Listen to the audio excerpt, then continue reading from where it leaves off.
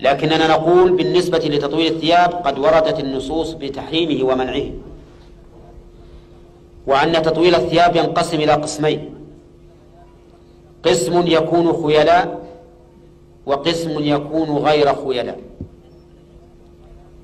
فالقسم الذي يكون خيلاء قال فيه النبي عليه الصلاة والسلام فيما صح عن أبي ذر رضي الله عنه: ثلاثة لا يكلمهم الله يوم القيامة ولا ينظر إليهم ولا يزكيهم ولهم عذاب أليم. قالها ثلاثا، فقال: يا رسول الله، خابوا وخسروا من هم؟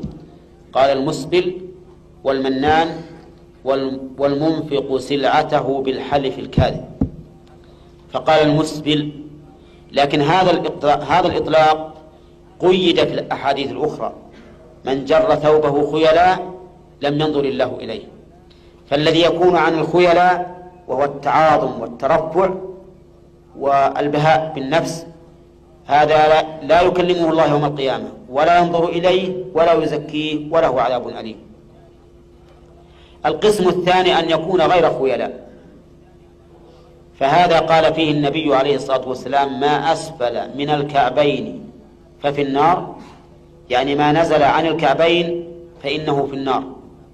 ومعنى في النار أي أن اللابس يعذب بالنار على قدر المخالفة فقط، فيكون التعذيب بقدر ما نزل من الثوب، ليس على جميع الجسد، وإنما فيما وقعت فيه المخالفة.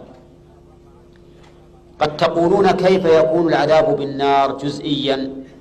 فنقول: نعم، لأنه ثبت عن النبي عليه الصلاة والسلام حينما توضأ الصحابة وقد أرهقتهم صلاة العصر فجعلوا يمسحون أقدامهم، قال: ويل للأعقاب من النار، فجعل الوعيد بالنار على الأعقاب لأنها التي حصلت فيها المخالفة.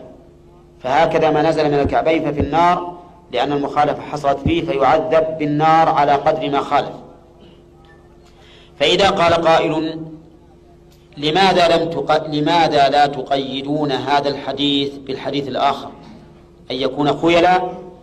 قلنا: إن التقييد لا ينطبق على القواعد المعروفة عند أهل العلم، لأن التقييد إنما يكون حين يتفق الحكم، والحكم هنا غير متفق،